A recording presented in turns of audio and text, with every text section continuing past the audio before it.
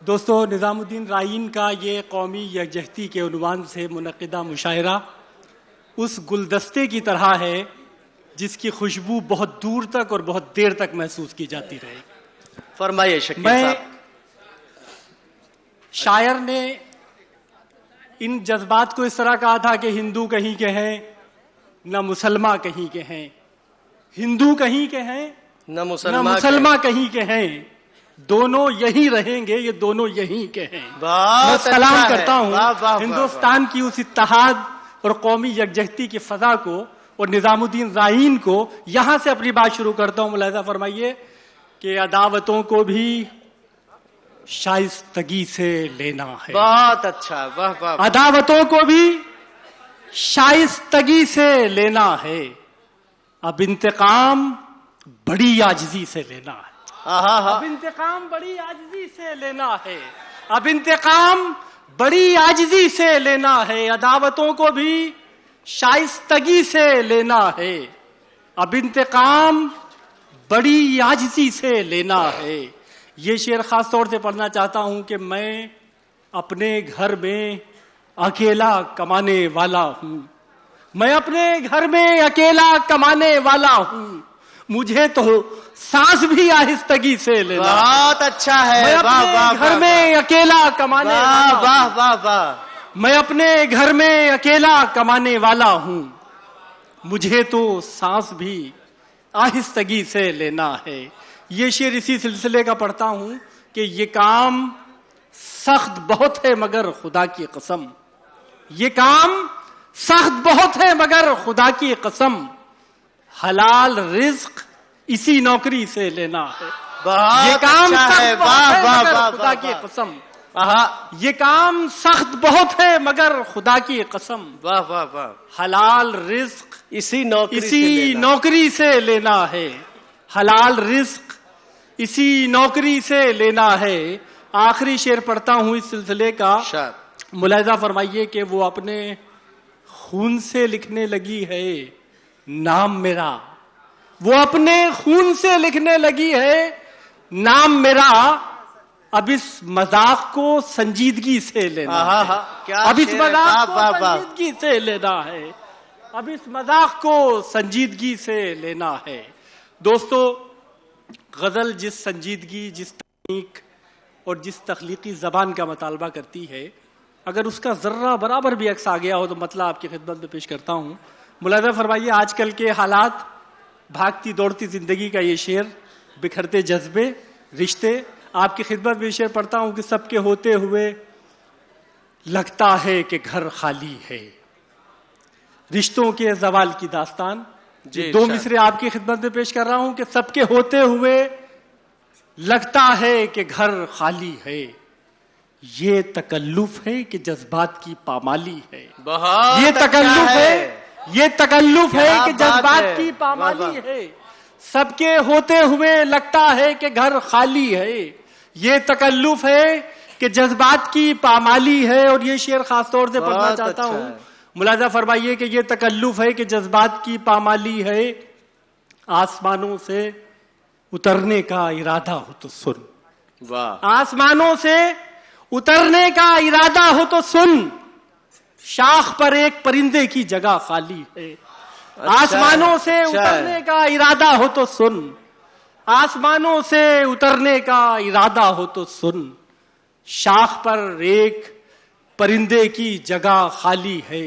یہ شعر پڑھتا ہوں اور اس احساس کے ساتھ کہ ہر تجربہ شاعر کا اپنا تجربہ نہیں ہوتا، لیکن عورت کی دو تصویریں ہیں، بے چارگی سے شوخیوں تک، سب کے ہوتے ہوئے لگتا ہے کہ گھر خالی ہے، یہ تکلف ہے کہ جذبات کی پامالی ہے، آسمانوں سے اترنے کا ارادہ ہو تو سن، شاخ پر ایک پرندے کی جگہ خالی ہے۔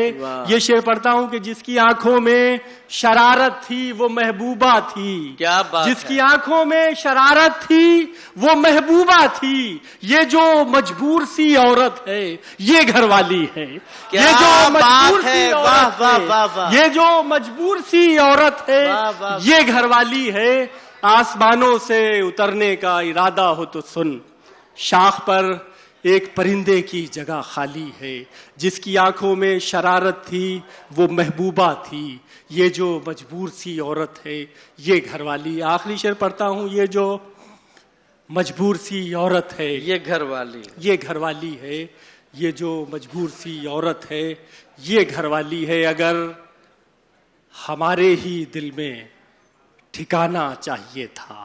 کیا نظام بھائی مطلب پیش کر رہا ہوں، ملاحظہ فرمائیے کہ اگر ہمارے ہی گھر میں دل میں ٹھکانا چاہیے تھا واہ تو پھر تجھے ذرا پہلے بتانا چاہیے. اگر ہمارے کا ہی دل مطلب میں ہے. ٹھکانا چاہیے واہ تھا، بھائی واہ، شکیل بھائی اگر واہ واہ. ہمارے ہی دل میں ٹھکانا چاہیے تھا کیا بات تو ہے پھر تجھے ذرا پہلے بتانا چاہیے تھا. ہاں. یہ شعر پیش کرتا ہوں کہ چلو چلو ہم ہی سہی ساری برائیوں کا سبب، جی. چلو ہم ہی سہی ساری برائیوں کا سبب، مگر تجھے بھی ذرا سا نبھانا چاہیے تھا. چلو ہم ہی سہی، چلو ہم ہی سہی ساری برائیوں کا سبب، مگر تجھے بھی ذرا سا نبھانا چاہیے تھا، مگر تجھے بھی ذرا سا نبھانا چاہیے تھا، مگر تجھے بھی ذرا سا نبھانا چاہیے تھا. اور جہاں اصول خطا میں شمار ہوتے ہوں. کیا بات ہے دوستو، میں جانتا ہوں بمبئی کا یہ باذوق مجمع، ایک چھوٹا سا ہندوستان میرے سامنے بیٹھا ہے. یہ شعر پڑھتا ہوں کہ جہاں اصول خطا میں شمار ہوتے ہوں، اگر ہمارے ہی دل میں ٹھکانا چاہیے تھا تو پھر تجھے ذرا پہلے بتانا چاہیے تھا. چلو ہم ہی سہی ساری برائیوں کا سبب، مگر تجھے بھی ذرا سا نبھانا چاہیے تھا. اور جب مگر تجھے بھی ذرا سا نبھانا چاہیے تھا، جہاں اصول خطا میں شمار ہوتے ہوں. کیا لائن ہے، واہ واہ. جہاں اصول خطا میں شمار ہوتے ہوں وہاں وقار نہیں سر بچانا چاہیے تھا. جہاں اصول خطا میں شمار ہوتے ہوں کیا بات ہے، وہاں واہ. وقار نہیں سر بچانا چاہیے تھا. اور اگر نصیب میں تاریکیاں ہی لکھی تھیں تو پھر چراغ ہوا میں جلانا چاہیے تھا. بہت اچھا ہے، واہ واہ ہی واہ لکھی تھی، اگر نصیب میں تاریکیاں ہی لکھی تھیں تو پھر چراغ ہوا میں جلانا چاہیے تھا، تو پھر چراغ ہوا میں جلانا چاہیے تھا. اگر ہاتھوں سے امیدوں کا شیشہ چھوٹ جاتا ہے. دوستو، امیدیں ٹوٹنے کی تکلیف اپنی جگہ ہے، لیکن اس کے بعد کی جو راحت ہے وہ بھی میں سمجھتا ہوں کہ بہت بڑی اہمیت رکھتی ہے. اگر ہاتھوں سے امیدوں کا شیشہ چھوٹ جاتا ہے، ہمیشہ کے لیے خوابوں سے پیچھا چھوٹ جاتا ہے، ہمیشہ کے لیے خوابوں سے پیچھا چھوٹ جاتا ہے. یہ شعر بھی ملاحظہ فرمائیے کہ سفر دو کشتیوں میں آدمی کر ہی نہیں سکتا، سفر دو کشتیوں میں آدمی کر ہی نہیں سکتا. محبت کو بچانے میں قبیلہ چھوٹ جاتا ہے، محبت کیا بات ہے، واہ واہ. قبیلہ چھوٹ جاتا ہے. سفر دو کشتیوں میں، سفر دو کشتیوں میں آدمی کر ہی نہیں سکتا، محبت کو بچانے میں قبیلہ چھوٹ جاتا ہے. یہ شعر خاص طور سے آج کی زندگی کی ایک سچائی کی غنیمت ہے کہ میں نے تیرا بازو تھام رکھا ہے. غنیمت ہے کہ میں نے تیرا بازو تھام رکھا ہے. یہ وہ میلہ ہے جس میں ماں سے بچہ چھوٹ جاتا ہے، یہ وہ میلہ ہے جس میں ماں سے بچہ چھوٹ جاتا ہے. ہندو اور مسلم اتحاد کا یہ مشاعرہ ہے. یہ شعر پڑھ کے اجازت چاہتا ہوں. یہ وہ میلہ ہے جس میں ماں سے بچہ چھوٹ جاتا ہے.